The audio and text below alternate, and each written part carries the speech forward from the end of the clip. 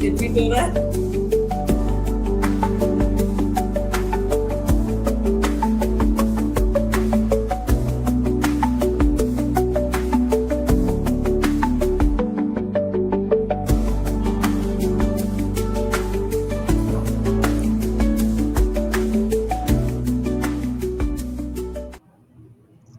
नमस्कार, आप सभी का हंस कथा परिचर्चा में स्वागत है। आज हमारे साथ हैं दिनेश कुमार जी, जो इलाहाबाद विश्वविद्यालय में असिस्टेंट प्रोफेसर हैं और आलोचना में इनका काफी काम है। निर्मला बुराडिया जी, जो कविताएं भी लिखती हैं और कथा में भी हस्तक्षेप है इनका। कविता जी उपन्यासकार, कथाकार हैं और बोले भारत के साहित्य संपादक भी हैं। और ज्योति देशमुख जी, जिनकी कहानी पर परिचर्चा करने के लिए हम सब यहाँ उपस्थित हैं, आप सब। और उनकी कहानी का नाम है टिनी टिन। तो ज्योति देशमुख जी को बहुत, सबसे पहले तो मैं बहुत बधाई देती हूँ इतनी अच्छी कहानी लिखने के लिए। और ये कहानी किशोरावस्था भी नहीं कह सकते हैं, बाल मनोविज्ञान पे है। बाल मनोविज्ञान और किशोरावस्था के बीच का जो काल होता है उस पर है। और कहानी अपनी ढंग से यात्रा करती है। एक पीयर जो प्रेशर होता है वो किस ढंग का होता है ये भी हम कहानी में देखते हैं। और भी बहुत सारे जो बिंदु हैं वो हमारे वक्ता बात करेंगे आप सबके सामने। इस क्रम में मैं सबसे पहले कविता जी को आमंत्रित करती हूँ कि इस कहानी के बारे में वो अपनी बात रखें, तीन टिनी कहानी के बारे में। कविता जी, आपका बहुत बहुत स्वागत है। और मेरा अनुरोध है कि आप इस कहानी के बारे में सबसे पहले अपनी बात रखेंगे कि आपने इस कहानी को कैसे समझा। धन्यवाद। और सबको नमस्कार। अंतर्राष्ट्रीय महिला दिवस के ठीक एक दिन पश्चात एक दुनिया समानांतर में ज्योति देशमुख की कहानी तीन टिनी पर बात करना एक सार्थक और जरूरी पहल है। यह कहानी एक स्त्री के किशोरावस्था की उस नाजुक मनस्थिति को पकड़ने का प्रयास करती है जहाँ बचपन की सहजता धीरे धीरे समाप्त हो रही है और वयस्क जीवन की जटिलताओं का परिचय होना शुरू हो जाता है। यह कहानी एक छोटे से कस्बे में रहने वाली एक किशोरी के भीतर चल रही मानसिक प्रक्रियाओं का पर आधारित है। यही कारण है कि इसका महत्व बाहरी घटनाओं से भी अधिक एक युवा होती लड़की के मनोवैज्ञानिक अनुभव में निहित है। कहानी की नायिका टीनी ऐसी लड़की है जो अपने स्वभाव, व्यवहार और रुचियों के कारण शुरू से ही बाकी लड़कियों से अलग दिखाई देती है। यह वो लड़कों के साथ खेलती है, गली कीचों में घूमती है और पारंपरिक स्त्री आचरण के ढांचे में सहजता से फिट नहीं बैठती। लेकिन जैसे जैसे वो किशोरावस्था की दहलीज पर पहुंचती है उसके भीतर एक नए प्रकार का दबाव जन्म लेता है, दूसरी लड़कियों जैसा बनने का दबाव। यह स्पष्ट है कि यह अभाव स्वभावजनित नहीं बल्कि आरोपित है, बाहरी और सामाजिक प्रभाव से आया है। अब धीरे धीरे उसका व्यवहार, उसकी जिज्ञासाएं और उसकी मानसिक उलझनें आकार ले रही हैं। हिंदी कथा साहित्य में मन्नू भंडारी, कृष्णा सोबती और स्मृत चुगताई जैसी लेखिकाओं ने स्त्री अनुभव के विभिन्न आयामों को सामने रखा है। मन्नू भंडारी की कहानियों में युवा स्त्रियों के भीतर का द्वंद्व अक्सर सामाजिक अपेक्षाओं और व्यक्तिगत इच्छाओं के बीच दिखाई देता है। कृष्णा सोबती की स्त्रियां अधिक मुखर और विद्रोही हैं। वे बिना ब्याह के अकेले पड़ जाने के माँ के डर के जवाब में कहती हैं, मैं किसी को नहीं आवाज दूंगी, बल्कि जिसे मेरी जरूरत होगी वह मुझे आवाज देगा, मैं उसके पास जाऊंगी। स्मृत चुगताई ने भी अपनी कहानियों में स्त्री शरीर और यौन जिज्ञासाओं को बहुत साहसिक ढंग से चित्रित किया है। ज्योति की इस कहानी को पढ़ते हुए स्मृत की टेढ़ी लकीर की सम्मन बेइंतहा याद आती है। सम्मन की तुलना में टीनी का स्वर अपेक्षाकृत संयत है, कुछ हद तक कमजोर भी। यह कहानी खुलकर विद्रोह की घोषणा नहीं करती, बल्कि एक किशोरी के अनुभव के माध्यम से यह दिखाती है कि आत्मबोध की प्रक्रिया किस तरह धीरे धीरे विकसित होती है। कहानी की शुरुआत में ही यह संकेत मिल जाता है कि टीनी का बचपन साधारण नहीं है। माता पिता की अनुपस्थिति, कारण मिली छूट और अराजक जीवन, दादी के संरक्षण में पला बढ़ा बचपन और छोटे कस्बे का सामाजिक वातावरण उसकी मानसिक संरचना को प्रभावित करते हैं। उसका बार बार झूठ बोलना भी इसी मानसिक संरचना का हिस्सा बनकर सामने आता है। पहली दृष्टि में यह आदत एक सामान्य किशोर शरारत की तरह लग सकती है, लेकिन कहानी के भीतर यह धीरे धीरे गहरे मनोवैज्ञानिक संकेत में बदल जाती है। दरअसल यह झूठ एक तरह की रणनीति है जिसके सहारे वो अपने लिए थोड़ी सी स्वतंत्रता बचाए रखना चाहती है। छोटे कस्बों में पितृसत्तात्मक निगरानी की जो व्यवस्था होती है, उसमें लड़कियों के लिए अपने मन से कहीं जाना, कुछ देखना या अनुभव करना सहज नहीं होता। इसलिए टीनी के झूठ को केवल नैतिक समस्या के रूप में नहीं देखा जाना चाहिए।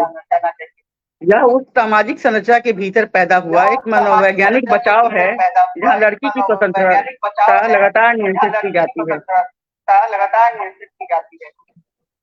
किशोरावस्था में प्रवेश के साथ ही टीनी के सामने प्रेम और आकर्षण की दुनिया खुलती है,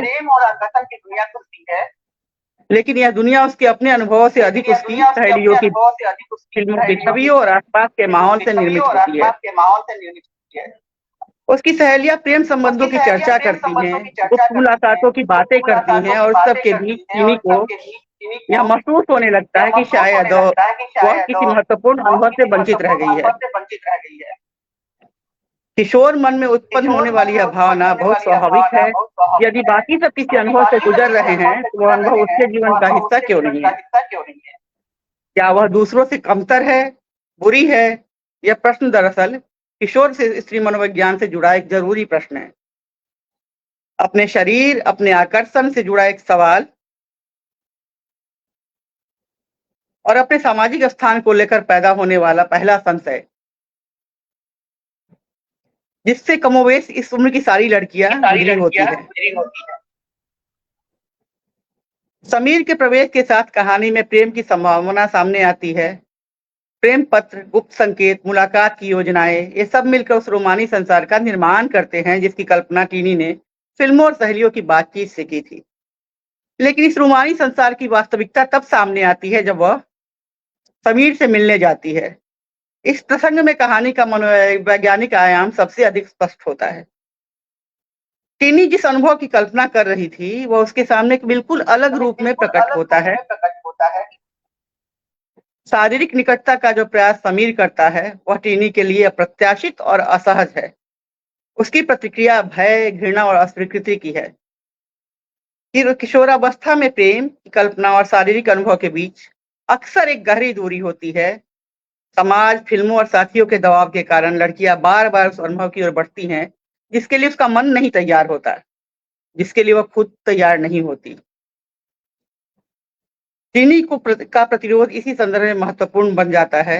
वह उस स्थिति से बाहर निकलती है, भागती है और अंततः अपने भीतर यह समझ विकसित करती है कि प्रेम का अनुभव किसी सामाजिक दबाव या नकल के आधार पर नहीं किया जा सकता। यह क्षण कहानी का नैतिक या वैचारिक निष्कर्ष नहीं है, बल्कि नायिका के भीतर उत्पन्न होने वाला आत्मबोध है। इस आत्मबोध को लेकर लेखिका ने प्रतीकात्मक ढंग से व्यक्त किया है। उड़ान से पहले पंखों का मजबूत होना जरूरी है। सचमुच आत्मनिर्णय, आत्मविश्वास और आत्मबोध के बिना किसी भी संबंध में प्रवेश करना व्यक्ति को भीतर से असुरक्षित और कमजोर ही बनाता है। कहानी की एक विशेषता यह भी है कि इसमें नायिका के अनुभव को नैतिक भाषण में नहीं पिरोया गया है।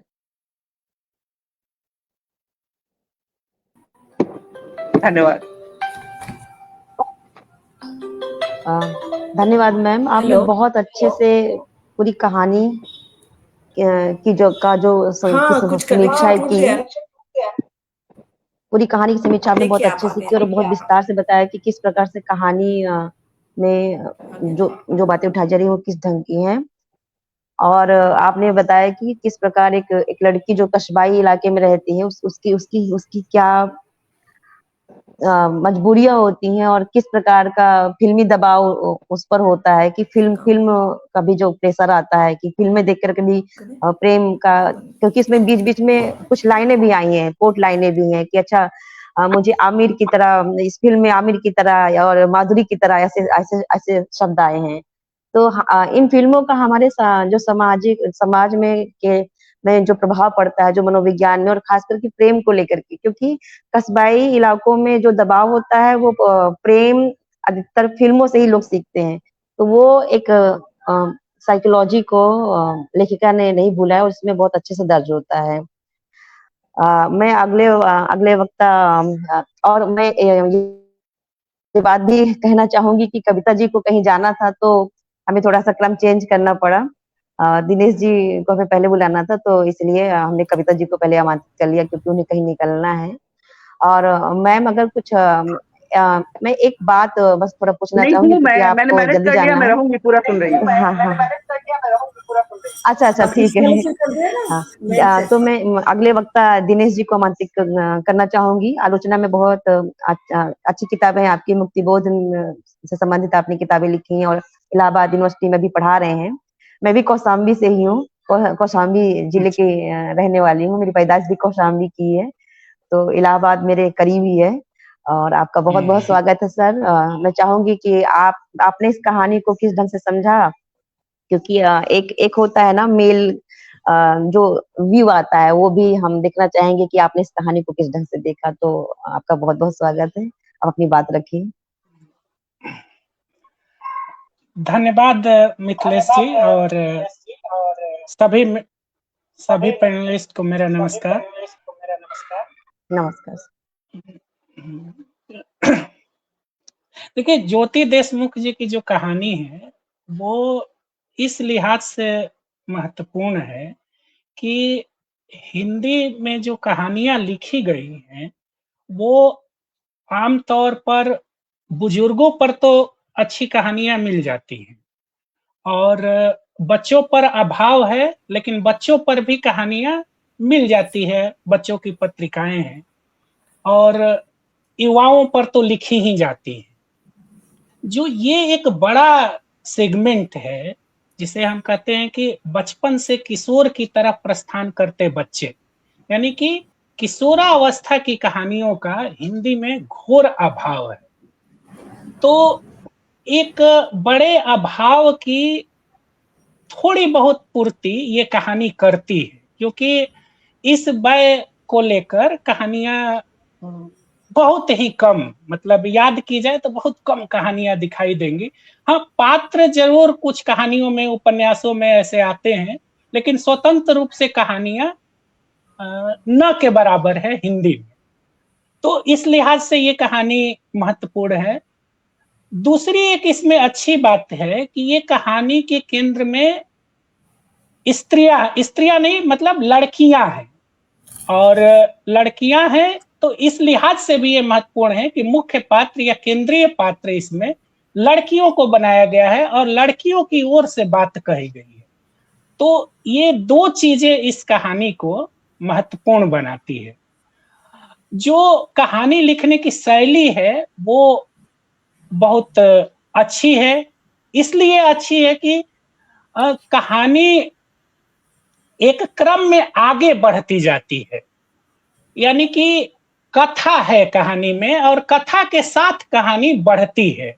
ये नहीं है कि अनावश्यक विवरणों से कहानी को भरा गया है, या यूं कहें कि शब्दों का पूरा खेल उसमें है और कहानी बढ़ती ही नहीं है।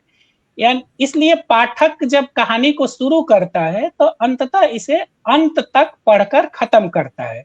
यानी जो कहानी की प्राथमिक विशेषता होनी चाहिए कि कहानी उसमें पठनीयता हो, वह इस कहानी में दिखाई देती है और कहानी कथा के सहारे आगे बढ़ती जाती है, इसलिए एक उत्सुकता भी बनी रहती है।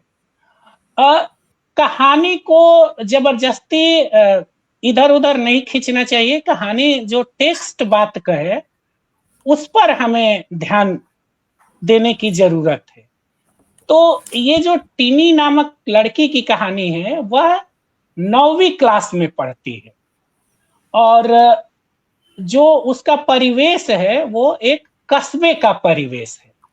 यहाँ तक कहानी बात कहती है कि एक कस्बे की कहानी है और 9वीं की पढ़ने वाली लड़की है टीनी, और वह जो उसमें परिवर्तन होता है उसके अपने चाहने से नहीं, वह एक जो सामाजिक परिवेश भी पूरी तरह से कहना ठीक नहीं होगा, जो उसका स्कूल का परिवेश है उसका दबाव उसके ऊपर पड़ता है, और वह जो सहज हो सकती थी, जो स्वाभाविक थी, वह ना होकर उस स्कूल के परिवेश के दबाव के कारण वह थोड़ी सी अलग दिखने की जो उसकी कोशिश थी और जो वो अलग थी, वह उस पूरी भीड़ में शामिल हो जाती है।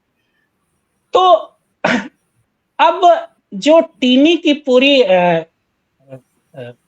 विकास है, उसकी पूरी जो चरित्र का विकास होता है, वह जो आसपास के परिवेश का दबाव है उससे विकसित होता है।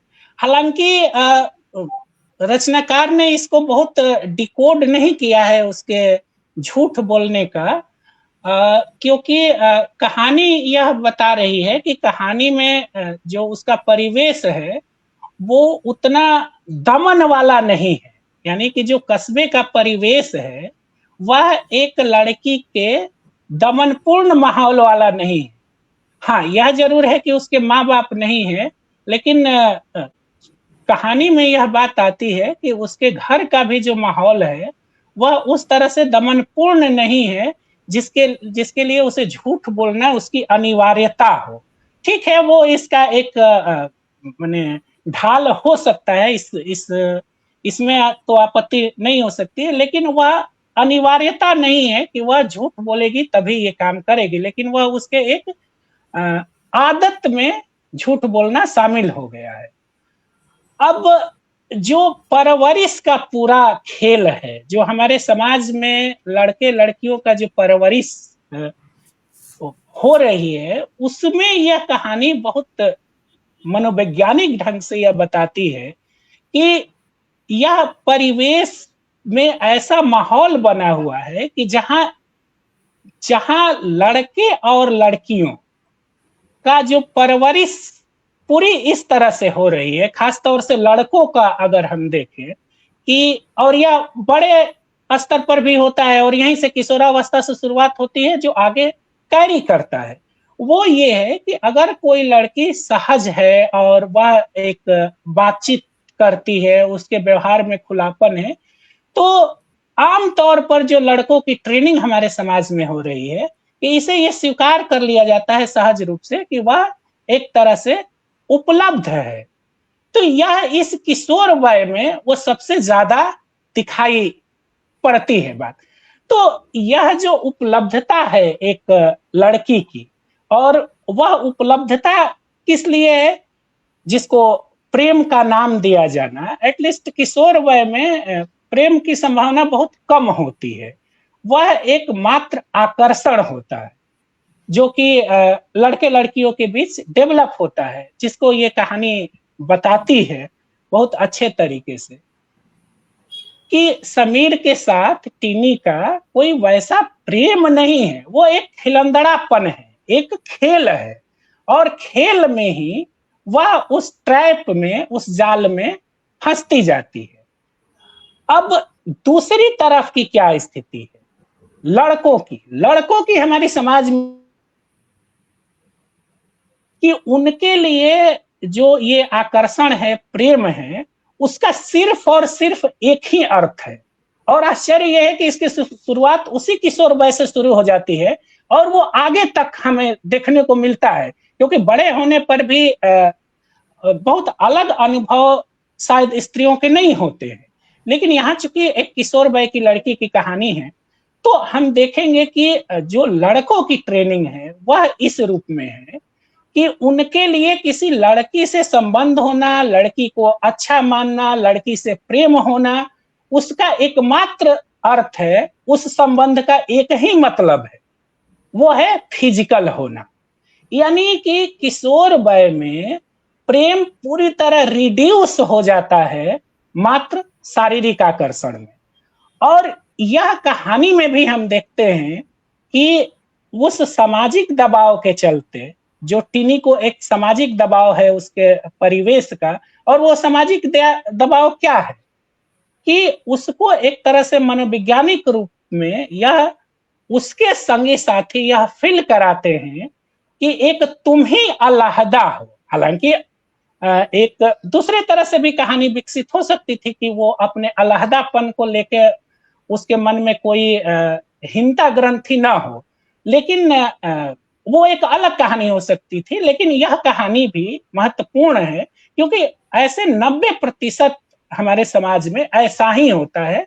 वैसे पात्र मुश्किल से 100 में 10 ही होंगे या वो भी नहीं होंगे। तो इसको यह उसके परिवेश, उसके जो मित्र मंडली है, खासतौर से जो दो और मित्रों का जिक्र है, उसमें प्रिया और मनीष जो ऑलरेडी पहले से इन्वॉल्व हैं एक दूसरे से।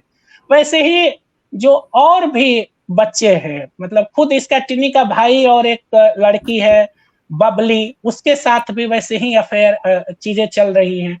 यानी कि पूरे क्लास में जो 9वीं की क्लास है उसमें स्थिति ये है कि प्रत्येक लड़की किसी लड़के के साथ इन्वॉल्व है और इसमें विशुद्ध शारीरिक आकर्षण है। तो ये दो लड़कियां, एक पिंकी है, हालांकि जो टेक्स्ट ये बताता है कि पिंकी भी पढ़ने में बहुत तेज है, और ये टिनी, ये दो लड़कियां उसमें शामिल नहीं है। उस तरह के प्रेम संबंधों की दुनिया में वो शामिल नहीं है।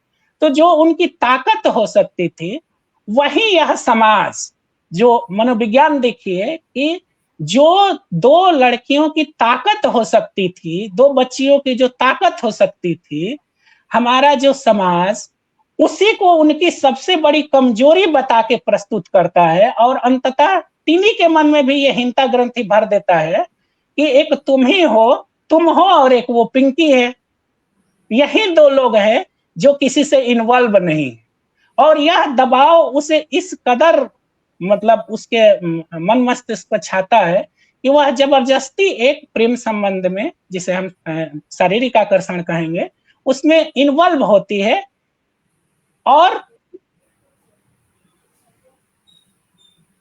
होता है जो लड़के की ट्रेनिंग है, जो मैं बार बार कह रहा हूं, हमारे समाज में जो लड़कों की ट्रेनिंग हो रही है कि वह संबंध का मतलब एकमात्र समझते हैं शारीरिक संबंध, प्रेम का मतलब उनके लिए इतना ही है। और दूसरा जो सबसे खतरनाक स्थिति बनती जा रही है, जिसकी ओर कहानी संकेत कर रही है, कि लड़कों में ना सुनने की आदत खत्म हो गई। यह एक ऐसे दौर में हम प्रवेश कर गए हैं कि स्त्री का ना बोलना, किसी लड़की का ना बोलना, लड़के के लिए सबसे खतरनाक चीज हो जाती। और इसलिए हम आए दिन जो समाज में देखते हैं कि किसी लड़की पर, किसी बच्ची पर तेजाब फेंक दिया, किसी पर कुछ कर दिया, किसी को मार दिया, ये जितनी घटनाएं हैं, ये है कि लड़कों की परवरिश हमारे समाज में जो हो रही है, उसमें उन्हें कम से कम लड़कियों के मामले में ना सुनने की ट्रेनिंग नहीं दी जा रही। और यह ना सुनना उसके लिए काबिले बर्दाश्त नहीं होता है। इसलिए जब ये जहां वो मिलते हैं, खेत की बात है, और उसके लिए, समीर के लिए तो यही मतलब है किसी लड़की का होना, और वो उसका स्पर्श करता है, उसका चुम्बन करता है, और वो इस स्थिति को बहुत असहज पाती है। और तभी एक सांकेतिक रूप से घंटी की आवाज सुनाई देती है और लड़की वहां से भागती है। भागने पर जो समीर की प्रतिक्रिया है, वो उसे गाली देता है और वो कहता है कि अब से मैं कभी नहीं मिलूंगा, और एक और गाली देता है जिसको यहाँ कहने की जरूरत नहीं है। तो इस तरह से यह संबंधों का पटाक्षेप होता है और वह आती है फिर अपनी दुनिया में। हाँ, और यहाँ से ऐसी बात नहीं है कि वो एकदम कमजोर चरित्र है, वो मजबूत चरित्र है। सामाजिक मनोविज्ञान, सामाजिक दबाव को झेलना सबके बस की नहीं है। और वह आती है और फिर वो कहानीकार ने दिखाया है कि वो पिंकी के पास जाती है और अपनी पढ़ाई को ध्यान देती है। फिर उसके बाद वो ऊपर जो कहानी का अंत है कि वो जाती है और चांद को देखती है और फिर टेनिसन की कविता उसे याद आती है, तो वो उसके इरादे को स्पष्ट करता है कि अब वो इस दुष्चक्र में नहीं फंसेगी और एक अपनी स्वायत्त और एक ज्यादा आत्मनिर्भर दुनिया बनाएगी। तो इस लिहाज से कहानी को पढ़ने की जरूरत है। एक चीज जो खटकती है और मुझे लगता है कि कहानी के रचनाकार को, ज्योति देशमुख जी को, थोड़ा सा मतलब मुझे लगता है कि मेहनत करने की जरूरत थी वहां, कि जो परिवेश इन आपने चित्रित किया है। देखिए, ये कहानी जनवरी 2026 हंस में छपी है और यानी कि आज का जो परिवेश है उसमें ये कहानी थोड़ी आउटडेटेड लग रही है। अब वो मैं बता रहा हूं क्यों लग रही है, क्योंकि या तो ये कहानी आपने फ्लैशबैक में शैली में लिखी होती तो फिर हम उस परिवेश में जाते, या इस कहानी को आपने मैं शैली में लिखा होता और अतीत की चीजों को याद करते हुए, तब भी थोड़ी बात बनती। अब ये दिक्कत क्या है कि अब जो आपने फिल्मों का रेफरेंस दिया है, 2 फिल्मों का रेफरेंस दिया है जो जिनका असर युवाओं पर पड़ रहा है, या जो टीनी और दूसरे जो हैं, वो एक है कयामत से कयामत तक, इसके आमिर खान और जूही चावला की, और दूसरी फिल्म है तेजाब, अनिल कपूर और माधुरी दीक्षित की। अब ये जो दोनों फिल्म हैं ये 1988 में रिलीज हुए थे, 1988, यानी कि, और कस्बों में भी हम लोग का भी संबंध कस्बों से ही है, तो कस्बों माने कस्बों में ही पढ़ाई लिखाई या सब कुछ हुआ, आगे अलग चीज है कि महानगर तक गए। तो वो 2-3 साल बाद वहां भी छोटे छोटे सिनेमा हॉल में ये सब फिल्में लग जाती थी। तो 88 से लेके यानी 12 और 25, 37 साल पहले की ये चीज है। तो वो थोड़ा अटपटा लग रहा है कि इस कहानी को हम आज के जनरेशन के हिसाब से नहीं पढ़ सकते हैं। और दूसरी चीज ये है कि ये उस समय के लिए तो ठीक है, 90 के दौर की, और 90, 91, 92, 93, 95, उस समय अगर ये कहानी आई रहती तो ये उस समय की दौर की चीजें होती। अब समय बहुत आगे निकल गया है, कस्बे हों या कोई हो, इस दौर में हम अब लव लेटर की कल्पना नहीं कर सकते। अब हम वैसे किशोरों की दुनिया, शारीरिक आकर्षण, उनके खेल और इन सब चीजों की बात करें और किसी मोबाइल, मैसेज, इन सब को पूरे परिदृश्य से बाहर कर दे, तो ये थोड़ी मुझे कम से कम अटपटी लगी। तो जितना मैं समझ पाया हूं कि आपने अपने दौर के किशोर बाई की ये कहानी लिखी है, लेकिन अब चूंकि ये 2026 की कहानी, 26 की जो स्थितियां हैं वो बहुत कुछ बदल चुकी है। तो केवल एक मुझे आपकी कहानी शैली अच्छी है, कहानी में लिखने का तरीका अच्छा है, कथा तत्व है, कहीं ऊब नहीं है कहानी में, और जो आप कहना चाह रही हैं वह भी इस कहानी में पूरी तरह से अभिव्यक्त बात हो रही है। लेकिन ये जो परिवेश निर्मित किया है यह आज का कस्बा नहीं है, यह मैं पूरी ईमानदारी और जवाबदेही के साथ कह सकता हूँ। यह 30 साल पहले का कस्बा हो सकता है, 20 साल पहले का कस्बा हो सकता है, और ये आज का दौर नहीं है। तो थोड़ा सा कहानीकारों को इन सब चीजों पर भी ध्यान रखना चाहिए कि वो जिन चीजों को कह रहे हैं या अपने दौर की स्मृतियों को लिख रहे हैं, तो थोड़ा सा उसको अप टू डेट करें, अद्यतन करें। यही मतलब एक मेहनत की जरूरत होती है। बाकी कहानी आपकी बहुत अच्छी लगी मुझे, बस धन्यवाद।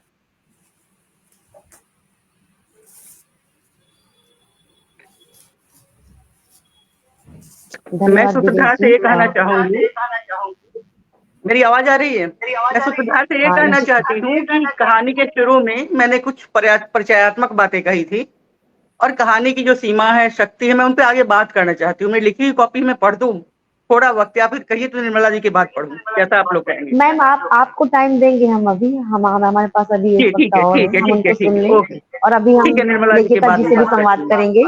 हाँ। जी ठीक है। तो एक एक अच्छा, अलग एक बात आप लोग सारे अपने माइक बंद कर लो, आवाज बहुत गूंज रही है, डिस्टर्ब हो रहा है उससे। मैं बंद करें? जी जी।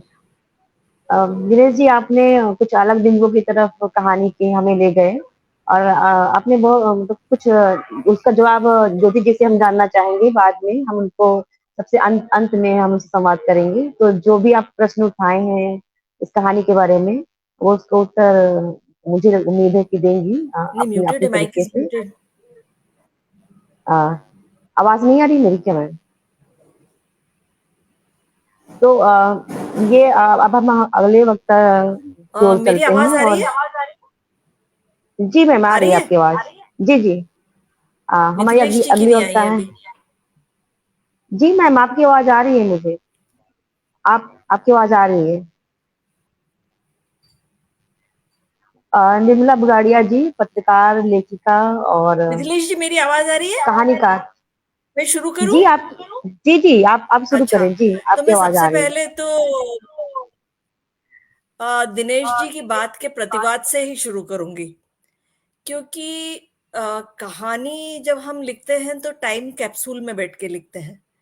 ये कहानी 30 साल पहले की भी हो सकती है, ये तो छोड़िए, ये भविष्य की भी हो सकती है, 30 साल बाद की भी हो सकती है। उस तरह की कहानियां भी लोगों ने लिखी है, क्योंकि खास बात आपका परिवेश नहीं है, आपका मनोविज्ञान है, आपकी साइकोलॉजी है। आपके साधन बदल जाते हैं, आपकी चीजें बदल जाती है, लेकिन जो किशोर मन है, इसमें एक कहानी है किशोर अवस्था की, लड़कियों के बारे में और लड़कों के बारे में।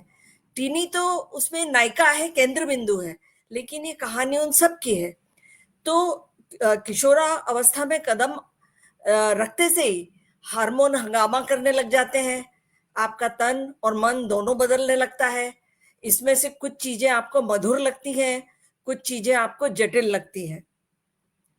पिक्चर यदि नायिका 80 की बात कर रही है, तो वो उसने ये स्थापित कर दिया कि वो लेटर की बात इसलिए कर रही है क्योंकि वो 80 88 की बात कर रही है, उस समय के पिक्चर का। खैर, ये बात छोड़े। तो ये आज का काल हो, कल का काल हो, मोबाइल हो, पत्र हो, या फिर अब एआई का जमाना हो, बात ये है कि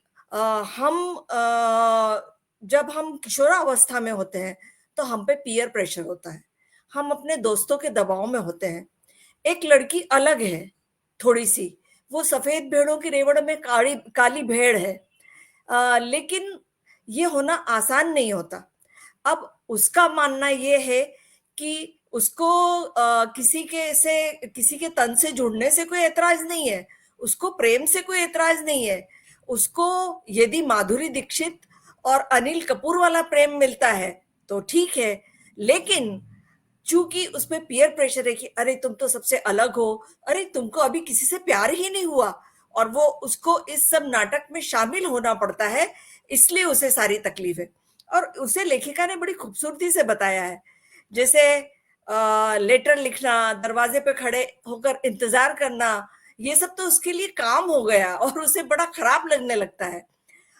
मुझे लगता है कि लड़का हो या लड़की हो, तन संबंधी और मन संबंधी प्रयोग करने की उत्कंठा और अपने सपनों को दूर तक ले जाने के हार्मोन तो सभी में होते हैं, लेकिन वो लड़की है, वो लड़के के किस करने पे घृणा इसलिए करती है क्योंकि उससे तो प्यार ही नहीं था उसे। यदि वो प्यार में होती तो हो सकता है कि समाज के बारे में सोचती, हो सकता है कि उसके नैतिकता के कोई वर्जनाएं होती, इसलिए उसे बुरा लगता।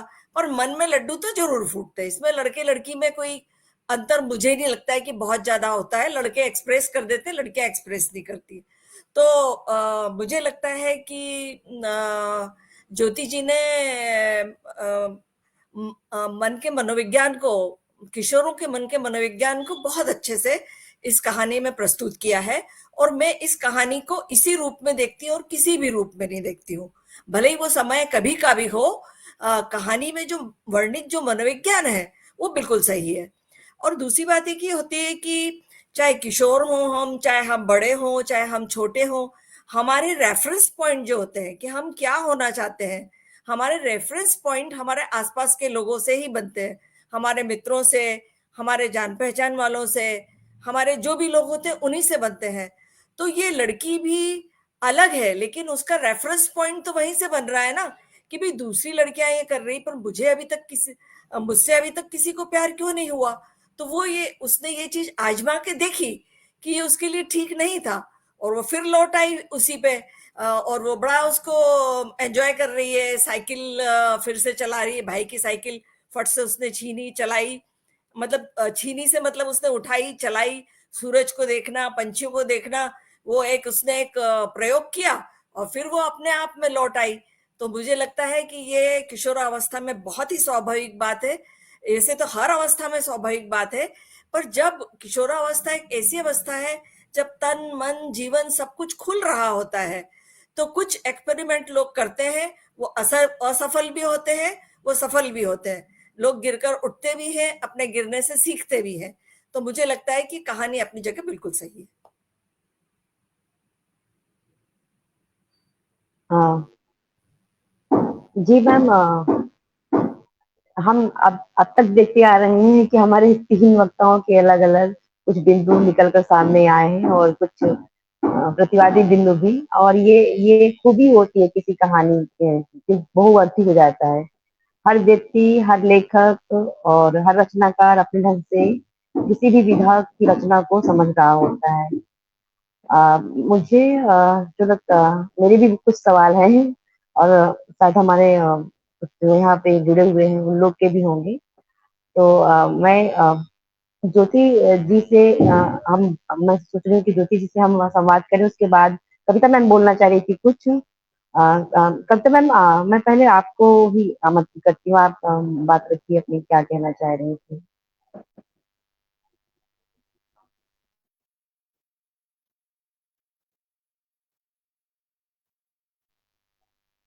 कविता जी, मेरी आवाज आ रही है आप तक? मैं आपको आमंत्रित करती हूँ, आप कुछ बिंदु रखना चाह रही थी इस कहानी से संबंधित जो छूट गए थे।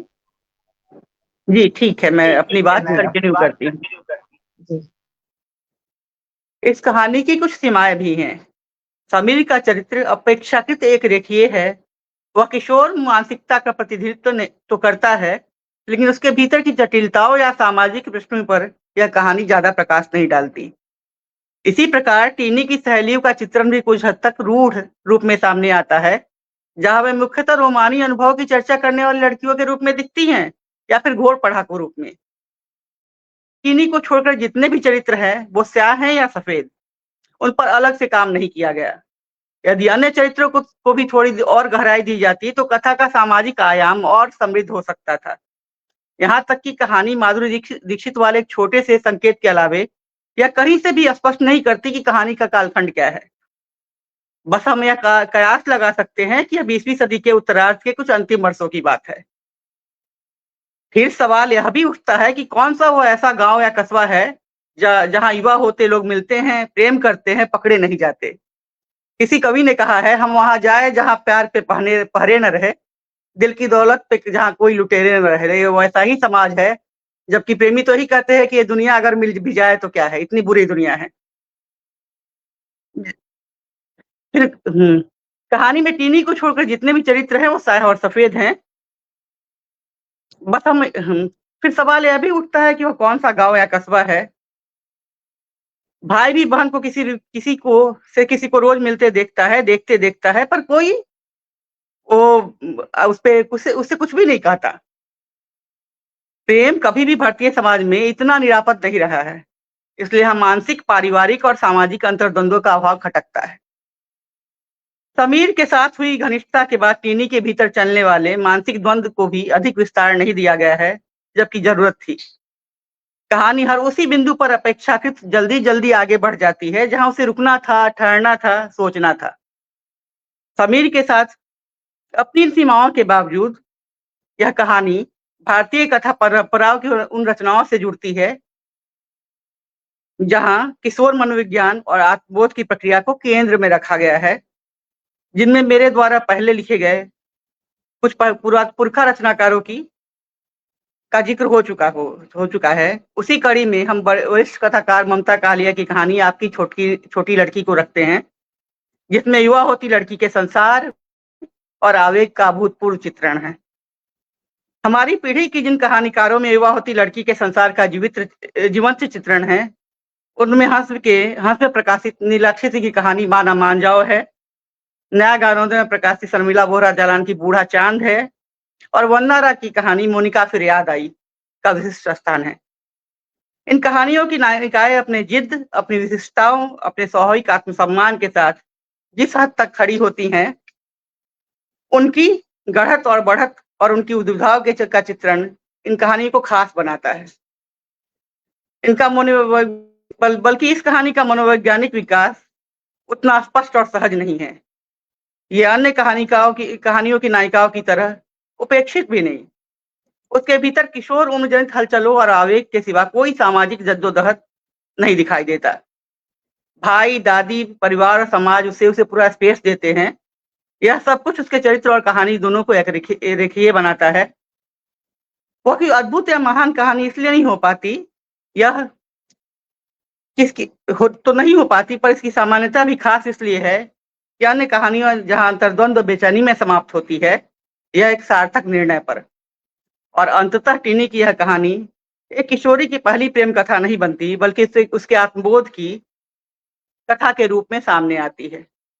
ये यह बताती है कि अंततः व्यक्ति को अपने अनुभव से ही सीखना पड़ता है और हर मनुष्य अपने तरह से अकेला होता है। उसके अनुभव और उसका जीवन स्वयं अर्जित होना चाहिए, न कि किसी और की फोटोकॉपी। टीनी का जीवनानुभव उसे समझ देता है कि जीवन की उड़ान तभी सार्थक है जब उसके पंख स्वयं और समय पर मजबूत हो। यही समझ इस कहानी को केवल एक किशोर प्रेम प्रसंग की कथा नहीं रहने देती, बल्कि उसे स्त्री अनुभव की व्यापक संवेदना से जोड़ देती है, जिसे देखते हुए ममता कालिया की कविता की कुछ पंक्तियां याद आती है। जैसे जैसे लड़की बड़ी होती है, उसके सामने दीवार खड़ी होती है। क्रांतिकारी कहते हैं दीवार तोड़ देनी चाहिए, पर लड़की समझदार है और संवेदनशील। वो दीवार पर लगाती है खूंटियां, पढ़ाई, लिखाई और रोजगार की, और एक दिन धीरे से उन पर पांव धरती दीवार के दूसरी तरफ कूद जाती है। धन्यवाद।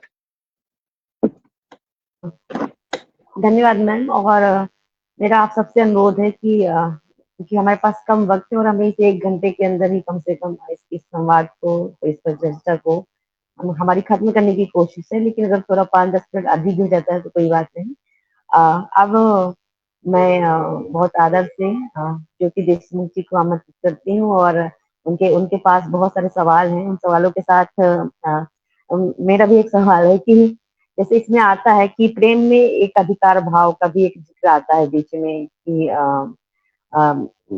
मतलब शुरू में ही आता है, प्रिया जब बात कर रही होती है अपने बॉयफ्रेंड मनीष के बारे में कि नहीं ऐसे होता है, दूसरों से बात नहीं की जाती है करके। तो इस बारे में आपकी क्या राय है कि इस प्रेम पर एकाधिकार भाव को लेकर के? बहुत आदर से ज्योति देशमुख को आमंत्रित करती हूँ। मैम, इस कहानी से जुड़े अपने अनुभव और जो भी सवाल हमारे तीनों वक्ताओं ने, तीनों क्या, निर्मला मैम ने तो कहानी को बहुत सकारात्मक ढंग से लिया। 2 वक्ताओं के सवाल अधिक हैं, तो आप जब उनका उत्तर देंगी तो दर्शकों और श्रोताओं को ज्यादा अच्छा लगेगा। ज्योति देशमुख जी, आप अपना माइक ऑन कर दीजिए। हाँ, माइक ऑन। मेरी आवाज आ रही है? जी मैम, आ रही है। आप तो दिनेश जी के सवाल का जवाब तो निर्मला जी ने मेरी तरफ से दे ही दिया। शुक्रिया निर्मला जी। और जैसा मिथिलेश जी आपने पूछा कि अधिकार वाली बात, तो अधिकार कितना होना चाहिए? क्या अधिकार 2 तरफा नहीं होना चाहिए, एक तरफा ही होना चाहिए? प्रिया उसको मना कर देती है इस सवाल का जवाब देने से कि क्या तू भी मना करती है उसको किसी और से बात करने के लिए? तब वो उसे बोल देती है अरे तुझे तो कुछ भी नहीं समझता।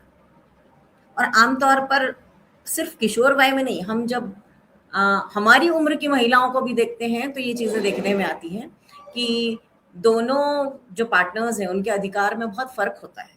तो अधिकार अगर दोनों तरफा है और एक उस लिमिट में है कि आप उसके उसके जो जीवन पर अधिकार है उसको पर ओवरलैप नहीं कर रहे हैं, तो फिर अधिकार होने में कोई प्रॉब्लम नहीं है। लेकिन अगर किसी और के अधिकार पर कोई दूसरा व्यक्ति ओवरलैप कर लेता है तो वो तो ऑब्वियसली गलत है। और जैसा कविता जी ने कहा, कविता जी ने काफ़ी विस्तार से बात की और बहुत शुक्रिया कविता जी, बहुत विस्तार से आपने बात की और बहुत बारीक बातों की तरफ आपने मेरा ध्यान दिलाया कि मैंने कहाँ कहाँ चूक की है। तो उम्मीद है मैं अगली कहानी में थोड़ा और इस आधार पर विस्तार कर पाऊंगी। जैसा कि आपने बीच में कहा था कि ये कौन सा कस्बा है या कौन सा गांव है जहाँ कोई पकड़ा नहीं जाता, तो मुझे ऐसा लगता है कि कहानी इतनी छोटी सी है और इतने कम ड्यूरेशन की कहानी है, क्योंकि प्रिया और मनीष के बीच भी जो है वो बहुत लंबे समय से चला आ रहा है, ऐसा नहीं है। तो बहुत कम ड्यूरेशन की कहानी है वो, इसलिए पकड़े जाने की संभावना उतने कम ड्यूरेशन में नहीं आ पाती। पकड़े जाने की संभावना आने से पहले ही कहानी खत्म हो जाती है। और भाई का जैसा आपने कहा कि भाई कुछ नहीं कहता है, तो वही इसका भी मैं यही जवाब दूंगी कि एक तो पहली बात तो ये कि उस लड़की को इतनी आज़ादी मिली हुई है घर से कि वहां उसको कोई बंदिश नहीं है कि तुम इससे बात नहीं कर सकती, उससे बात नहीं कर सकती, पूरी तरह आज़ादी मिली हुई है। उसमें अगर भाई बंदिश लगाने का तो कोई सवाल ही पैदा नहीं होता। जब इतनी दादी की तरफ से इतनी आज़ादी मिली हुई है तो भाई की तो बंदिश लगाने का मुझे लगता है कि सवाल पैदा नहीं होता है कि भाई क्यों बंदिश लगाएगा जब दादी की तरफ से आज़ादी मिली है तो। और तब तक उसको कहीं कोई ऐसी गलत बात नजर नहीं आई। जैसा कि मैंने आपसे पहले भी कहा कि वो ड्यूरेशन बहुत कम है, कि बहुत छोटे समय अंतराल की वो कहानी है और मुश्किल से शायद मेरे ख्याल से अभी मैंने इस बारे में सोचा कि अगर हम देखें तो 1 महीने तक भी शायद ये प्रसंग नहीं चलता और वो खत्म हो जाता है। मुश्किल से 2-4 चिट्ठियों का आदान प्रदान और एक ही मुलाकात और उसमें ये सब कुछ खत्म हो जाता है, क्योंकि इसके टीनी की आंखों पर जो रोमानी पट्टी बंधी हुई थी वो खुल जाती है कि इस उम्र में किया गया इस तरह का कोई भी काम उसके ना तो करियर के लिए अच्छा है ना उसकी सेहत के लिए अच्छा है। तो वो इस बात को यहीं पर ख़त्म कर देती है। और ज़्यादा तो मैं क्या कहूँगी, लेकिन निर्मला जी ने काफ़ी अच्छी एक बात बहुत अच्छी बोली जो मुझे बहुत पसंद आई कि हम जब भी कोई कहानी लिखते हैं तो एक टाइम कैप्सूल में बैठ कर लिखते हैं।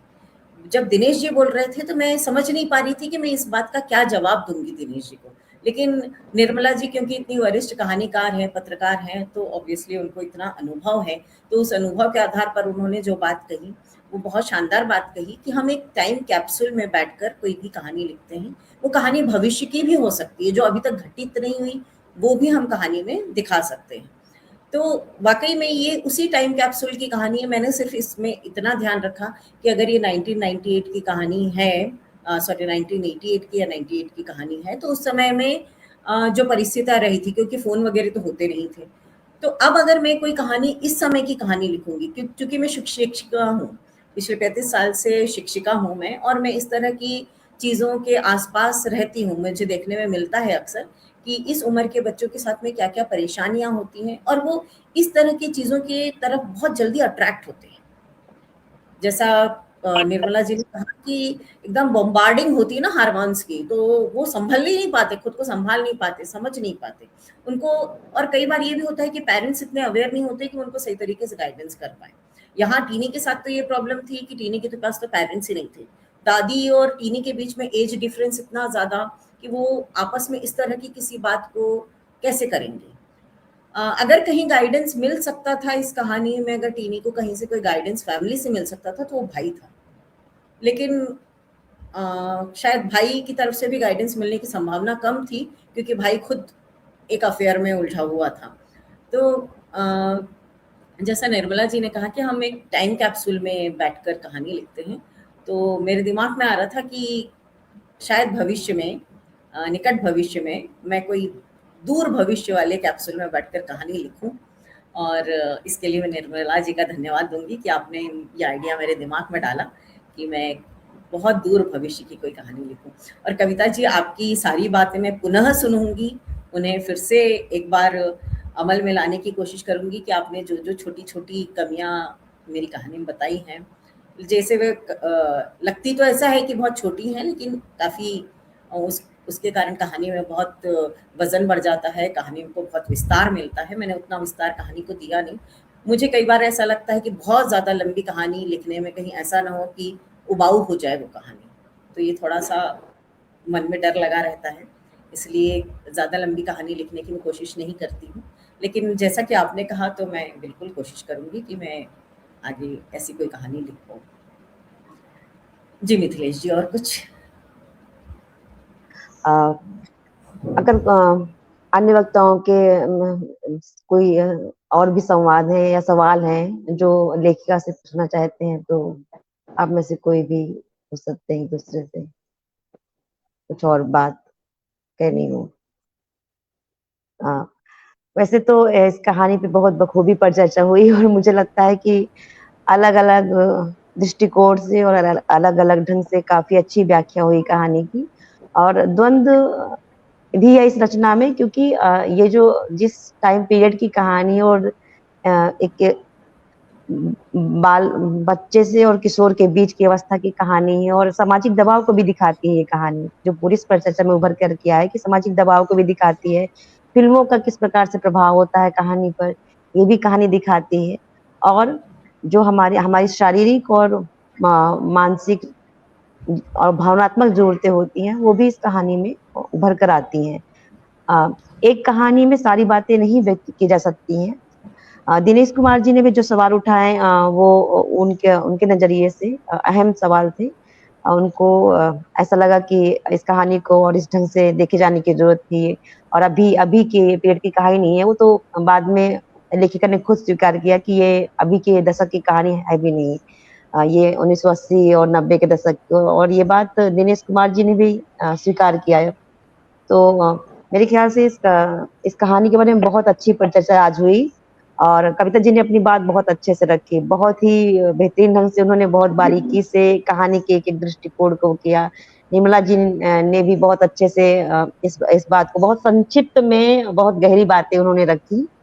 आप सभी आप मैंने आपका परिचय बहुत संक्षिप्त से दिया, क्योंकि आप सबको किसी परिचय की जरूरत नहीं है। आप सब इतनी इतनी स्थापित लेखिकाएं हैं, और आपके इतनी अच्छी अच्छी रचनाएं हैं, कहानी और कविता में पत्रकार हैं निर्मला जी, कितना अच्छी आपकी रचनाएं हैं। और कविता जी बोले भारत की साहित्य संपादक भी हैं। आप लोग इतना अलग अलग रचनात्मक गतिविधियों में सक्रिय हैं, तो मुझे इस परिचय की जरूरत नहीं महसूस हुई, क्योंकि मुझे लगता है कि आपको जानते हैं सारे लोग।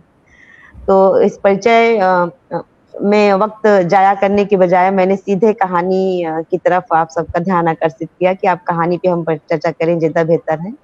आप सभी का बहुत बहुत आभार और धन्यवाद कि हंस कथा परिचर्चा में आप सबने अपना वक्त दिया और शामिल हुए इस कहानी के लिए।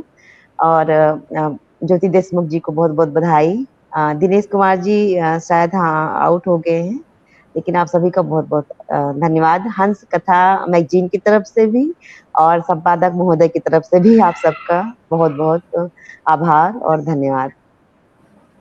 धन्यवाद कि आपने मुझे गोष्ठी में आमंत्रित किया बोलने के लिए। जी मैम, ये तो संपादक जी को सारा श्रेय जाता है, विवेक मिश्र जी को और हंस की पूरी टीम को। नाजरीन जी हमारे सामने बैक स्टेज हैं, और जितने भी लोग संपादक हंस के संपादन में सहयोगी हैं और उसकी टीम में, तो ये सबका मिला जुला प्रयास है। आप सभी का बहुत बहुत आभार, और हमें उम्मीद है कि हम आगे भी ऐसे ही चर्चा करते रहेंगे। वैसे भी हंस कथा हम लोग 1 महीने में एक पर चर्चा तो करते ही हैं, किसी कहानी या किसी रचना पे, तो ये तो बहुत अच्छा है। ठीक है मैम, अब यहीं पे हम इस चर्चा को समाप्त करते हैं। आप सभी का बहुत बहुत धन्यवाद।